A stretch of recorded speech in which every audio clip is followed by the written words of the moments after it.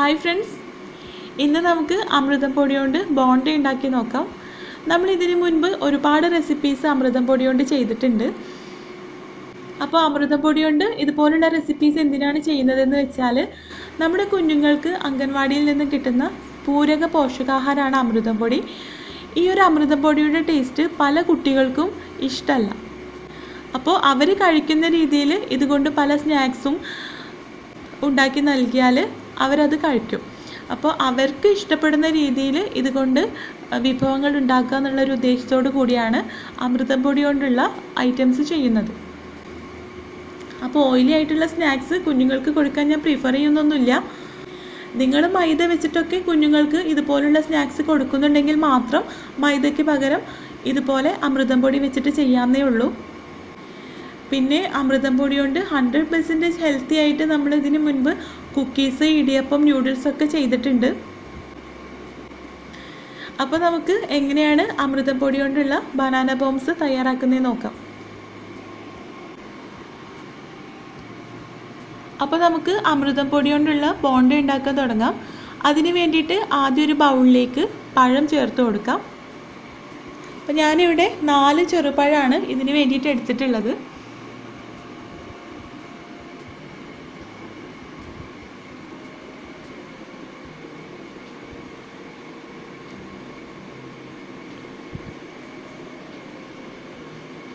ഇനി ഇതൊരു ഫോർക്ക് വെച്ചിട്ട് നന്നായിട്ടൊന്ന് ഉടച്ചെടുക്കാം.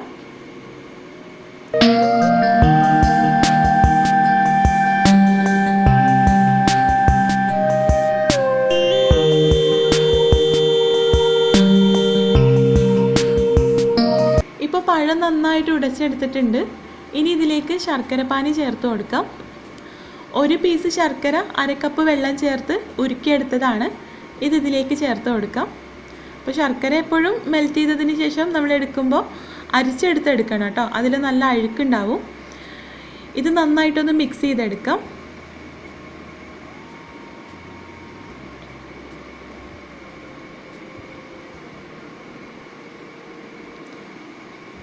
ഇനി ഇതിലേക്ക് ഒരു നുള്ളു ഉപ്പ് ചേർത്ത് കൊടുക്കാം. അപ്പോൾ നമ്മൾ ഇതിലേക്ക് തന്നെ ഉപ്പ് ചേർക്കുകയാണെങ്കിൽ നമ്മൾ മാവ് ഇതിലേക്ക് ചേർക്കുമ്പോൾ എല്ലാ ഭാഗത്തേക്കും ഉപ്പ് നന്നായിട്ട് പിടിച്ചു കിട്ടും.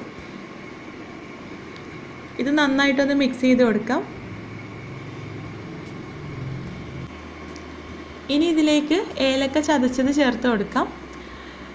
ഞാനിവിടെ 4 ഏലക്ക മിക്സിയിലിട്ട് ജസ്റ്റ് ഒന്ന് ക്രഷ് ചെയ്തെടുത്തതാണ്.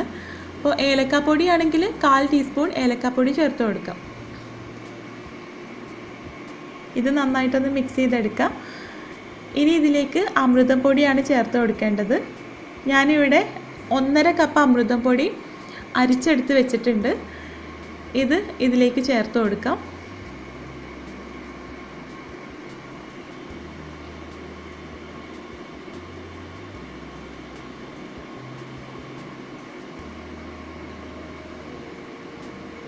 ഇനി ഇതിലേക്ക് 4 വലിയ സ്പൂൺ ഗോതമ്പ് പൊടി ചേർത്ത് കൊടുക്കാം. അപ്പോൾ അമൃതം പൊടി മാത്രമാണെങ്കിൽ കുറച്ച് ഹാർഡായി പോകാനുള്ള ചാൻസ് ഉണ്ട്. അപ്പോൾ ഇതിലേക്ക് ഇതൊന്ന് സോഫ്റ്റായി കിട്ടാൻ വേണ്ടിയിട്ട് 4 വലിയ സ്പൂൺ ഗോതമ്പ് പൊടിയോടെ ചേർത്ത് കൊടുക്കാം.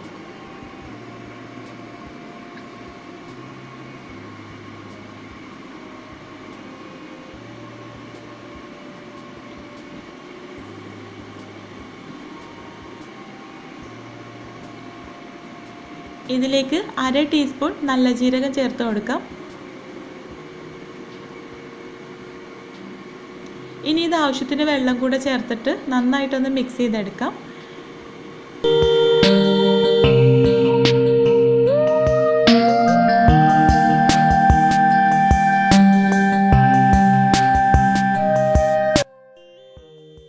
ഇതിലേക്ക് 1/4 കപ്പിലും കുറവായിട്ടാണ് കേട്ടോ വെള്ളം ചേർത്തിട്ടുള്ളത്. വളരെ കുറച്ച് വെള്ളം മതി.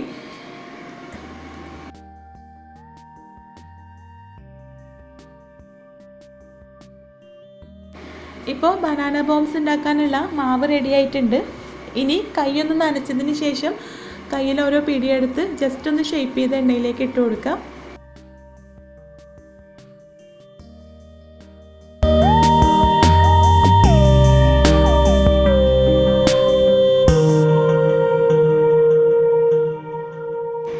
ഇപ്പോൾ എണ്ണ നന്നായിട്ട് ചൂടായി വന്നിട്ടുണ്ട്. ഇനി ഇതിലേക്ക് മാവിൽ നിന്ന് കുറേശ്ശെ കുറേശ്ശെ കൈകൊണ്ട് എടുത്ത് ജസ്റ്റ് ഒന്ന് ഷേപ്പ് ചെയ്തതിന് ശേഷം ഇതിലേക്ക് ഇട്ട് കൊടുക്കാം.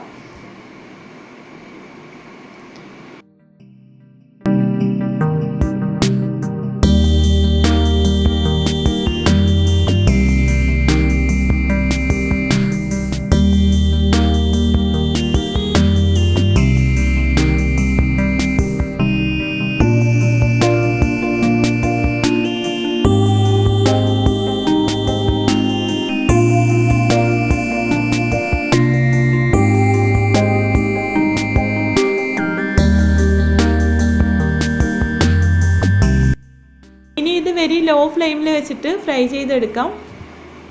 ഇതിൻ്റെ പുറം ഭാഗം പെട്ടെന്ന് തന്നെ കളർ മാറിയിട്ട് ഉൾഭാഗം കുക്കാവാതിരിക്കും. അപ്പോൾ വെരി ലോ ഫ്ലെയിമിൽ വെച്ചിട്ട് തന്നെ ഫ്രൈ ചെയ്തെടുക്കണം. എന്നാലേ ഇതിൻ്റെ ഉൾഭാഗമൊക്കെ നന്നായിട്ട് കുക്കായിട്ട് കിട്ടുള്ളൂ.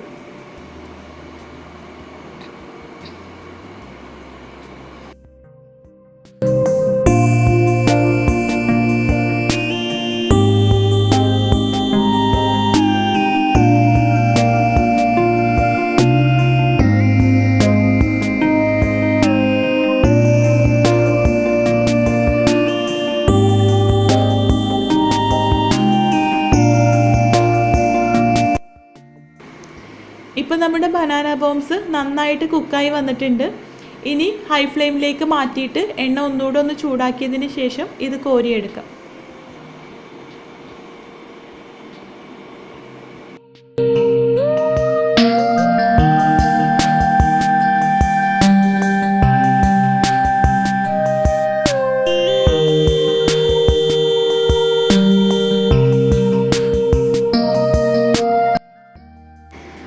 അങ്ങനെ അമൃതം പൊടി കൊണ്ട് തയ്യാറാക്കിയെടുക്കാൻ പറ്റുന്ന ബനാന ബോംസ് റെഡി ആയിട്ടുണ്ട്.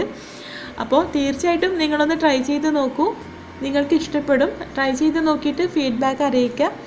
വീഡിയോ ഇഷ്ടമായിട്ടുണ്ടെങ്കിൽ ലൈക്ക് ചെയ്യാനും ഷെയർ ചെയ്യാനും കമൻറ്റ് ചെയ്യാനും മറക്കരുത്. ഇതുവരെ നമ്മുടെ ചാനൽ സബ്സ്ക്രൈബ് ചെയ്യാത്തവരാണെങ്കിൽ സബ്സ്ക്രൈബ് ചെയ്യാനും മറക്കരുത്. താങ്ക്